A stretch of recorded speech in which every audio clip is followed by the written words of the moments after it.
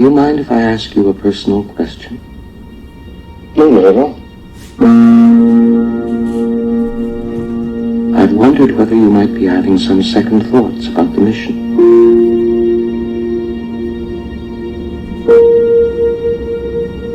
How do you mean? Rumors about something being dug up on the moon. I never gave these stories much credence, but particularly in view of some of the other things that have happened, I find them difficult to put out of my mind.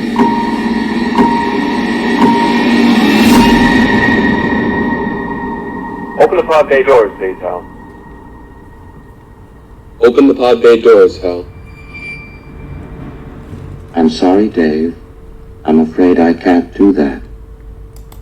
And so, welcome to the John David Ebert School for the Study of Culture, Cosmology, and the Arts. And this is, I don't know, we may be up to our 6th course by now. The school's been up and running for about a year. So, in this class on mythology and the movies, we'll be investigating mythology and the movies, starting with 2001, A Space Odyssey. Let me read this quote from Arthur C. Clarke, who is the co-author of the film. September 26th, 1964. Stanley gave me Joseph Campbell's analysis of the myth, The Hero with a Thousand Faces, to study. Very stimulating. And so, even starting with 2001, A Space Odyssey, which is really the first science fiction film to take special effects seriously to such an extent that Stanley Kubrick was insistent that they be convincing to the eye. They can't just be Saturday morning matinee B-movie quality. They have to look convincing.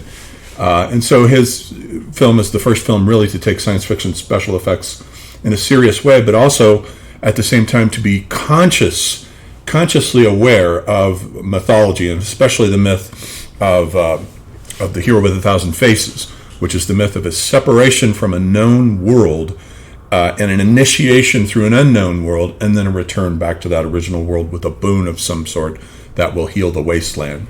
In 2001, A Space Odyssey, there is no single protagonist. The protagonist is humanity itself as a species, as it moves through a kind of survey of the stages of the evolution of consciousness, starting with our ape-like Australopithecine forebears, embedded in the archaic consciousness structure, as Gene Gebser calls it in his book, The Ever-Present Origin, and then moving into the magical consciousness structure when the monolith first appears and puts the idea for technology into the ape's head, and then we get the famous jump cut with the spaceship, the satellite rather, orbiting the Earth, embedded well within the mental consciousness structure, the intellectual consciousness structure. And so 2001 is an analysis of these various consciousness structures, and so we'll look at that in detail.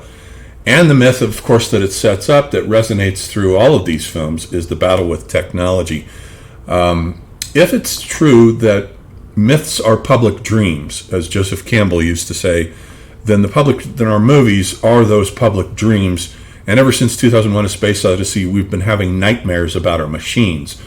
Films like James Cameron's Terminator films or any of Lucas's Star Wars films feature this battle over and over again that gets rehearsed, that was initially set up here in Kubrick's film with Dave Bowman's battle with HAL 9000. That battle gets reiterated over and over again through the subsequent history of science fiction films, down even to the present day. So it's a very important film, and it's a landmark and a watershed. The film came out in 1968, the year I was born, and the film is a watershed. And we think of that last image in the film, it goes all the way to the advent of a kind of second Christ child, or a second coming of Christ, or some sort of an avatar being with the child at the end of the film that recaptures. Here we have Roger van der Weyden's 1460 Nativity, and we see a very similar image up here in the corner with the Christ child wrapped in an orb, hovering. It is not yet apparently incarnated down into its physical body. And that gets substituted for the round sphere of the earth in Kubrick's imagery with the descent of a new avatar, a new being. As Yeats puts it, what rough beast, its hour come round at last, slouches towards Bethlehem to be born. Or as Heidegger put it in his last interview in Der Spiegel, only a God can save us. So we need to discuss the nature of what we think Kubrick's God might be, descending at the end of 2001. So after 2001: A Space Odyssey, what I want to do is look at Apocalypse Now. There's a bit of it on YouTube from the opening. And Apocalypse Now was originally a film that was supposed to have been directed by George Lucas, who was the protege of Francis Ford Coppola. So it was originally supposed to be directed by Lucas, but Lucas chose Star Wars, and so Coppola wound up going with Apocalypse Now. Fortunately, I don't think that Apocalypse Now would have been really suitable to Lucas's imagination, which is much more at home with technological gadgetry. Let's see, if we look back at the pre-production art here, Ralph McQuarrie was the pre-production artist for Star Wars. And so these are his pre-production designs back before they even knew exactly what anything was going to look like. They were relying on Ralph McQuarrie. He always signs his name in the corner here. This is his early visualization of Tatooine, of a cantina on Tatooine. Here's another one of his designs. This one doesn't look like it was ever used. And then here, and so we owe to him how the Sandmen look. These are the Sandmen, and that's from Ralph McQuarrie. He was an absolute genius here. Many of his designs turn up in the film. This is one of the first storyboards that he did, and it shows C-3PO in a way that is deliberately visually evocative of the robot Maria in Fritz Lang's Metropolis, with his sidekick R2-D2 having arms here that they got rid of much later on. And so we'll look at Star Wars and Apocalypse Now as two different kinds of odysseys, one through the landscape of technology in quest of what it is that makes us human, and it is absolutely not our technology that makes us human. It is our capacity for spirituality, and that is the whole point of the Star Wars films. How do you live a human lifetime within a highly mechanized environment? Apocalypse Now, on the other hand, is a little different. It tells the story which is known in mythology as a night sea journey, which is a descent into the underworld. The earliest version of which is, of course, in ancient Egypt, the sun god Re's journey across the sky and his nightly descent on his boat. Re, the sun god, rides on a boat that settles in the evening. It goes down beneath the earth, and it travels on a sort of mystical or metaphysical version of the Nile River that goes underneath the earth. And he finally winds up at the throne of Osiris. And he's completely exhausted by this point. And so it is only his contact with Osiris that regenerates Re and allows him to continue on his way to slay the Apophis serpent and emerge for another morning. That's the original night sea journey that Apocalypse Now is a dim echo of, with its highbrow combination of Joseph Conrad's Heart of Darkness and James Fraser's book, The Golden Bough, which is the myth of killing the king because the king's mana is tied to the vegetative fertility of the land. And if something has gone wrong with the king, if he is injured in some way or damaged, and in this case, Kurtz is in that role of Osiris or the damaged king, where the damage is entirely mental, not physical, then it causes a wasteland situation. If the king's sick, then the land is sick. So if the king is killed, then it regenerates the land. And so that's the myth of the Golden Bough that Coppola consciously, here again, and that's the key word with the movies in this class, is this conscious use of myth.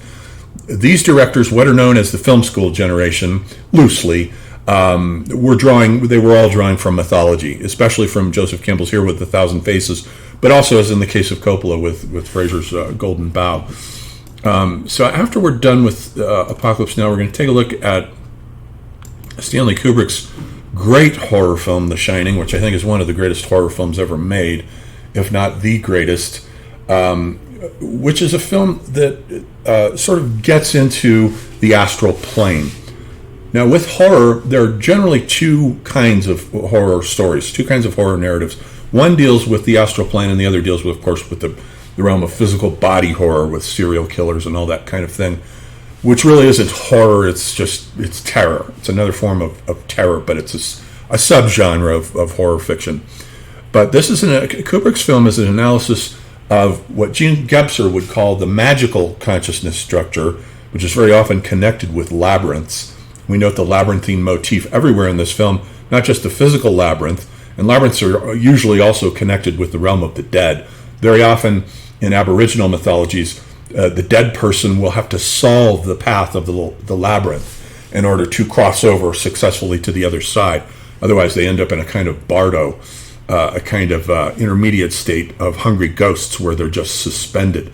And so, in a way, The Shining is an analysis of the realm of hungry ghosts. What in the Tibetan Book of the Dead would be the Chanyad bardo, the bardo of the wrathful deities in their wrathful aspect. So we'll take a look at that. And then we want to look then at two of the greatest science fiction films, two of the greatest films, in my opinion, ever made, both by Ridley Scott, back-to-back, Alien and Blade Runner, 1979 for Alien, and Blade Runner, which came out in 1982. This looks like the original trailer for it, where they just show an egg. No scenes from the film or anything like that. Just an egg that hatches. And so what Alien is a descent into what Goethe calls in his Faust the realm of the mothers, the descent into the realm of the mothers.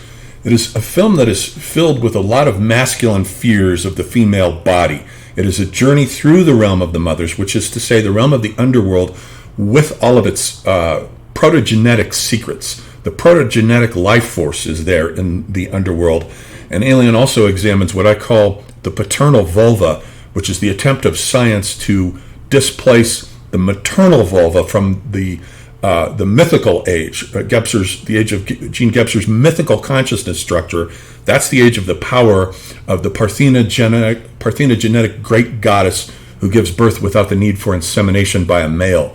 That is taken over when the Indo-Europeans and Indo-Aryans have come down and settled the various civilizations and brought in a very strong hero-worshipping emphasis and a dragon-slaying emphasis. So we have the myth of the dragon slayer that comes in, and it comes up against these much older Bronze Age myths of the ancient mother goddess and her cosmic determinism, which has nothing but scorn for the masculine world of the masculine hero. And then after that, he did Blade Runner, which also examines the fate of the paternal vulva. Think of that. So the paternal vulva starts with the Greeks with myths like Athena popping out of the head of Zeus, let's say, or Zeus sewing Dionysus into his thigh to give thigh birth to him that way, or when God takes a rib out of the side of Adam and turns it into Eve. These are all examples of what would have been in the earlier mythical consciousness structure. The matriarchal version of it, they would have been examples of the maternal vulva. And so this is the paternal vulva that science has taken away from the great mother and has given us this myth all the way down to the possibility of genetic engineering and cloning, which is the ultimate usurpation.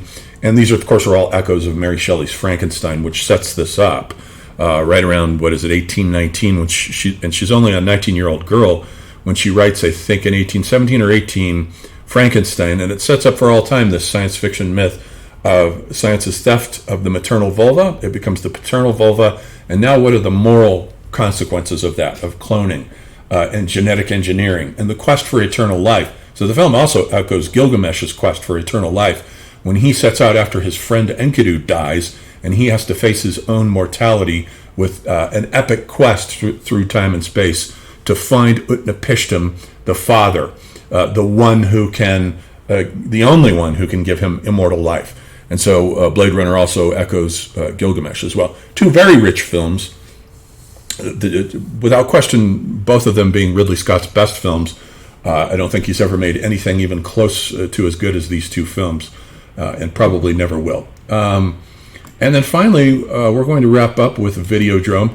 And so note that both Videodrome and Blade Runner 1982 are on their 40th anniversary, their 40-year anniversary. So for those of you who know anything about astrology, this is Uranus opposite Uranus, which is always associated with a breakthrough event, a return, and a celebration.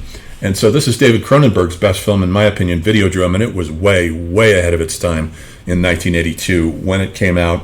I remember it playing for precisely 2 weeks in the movie theater, back in the days when movies would spend months at the box office, sometimes years. Those days are long gone. But Videodrome came out. I went to go and see it, and it disappeared very quickly. I recognized it even as a kid, even as a 12-year-old kid, something like that. I recognized right off that it was a masterpiece and that everybody had missed it. I remember Sissel and Ebert giving it a bad review because neither one of them understood it with their knee-jerk opinionating.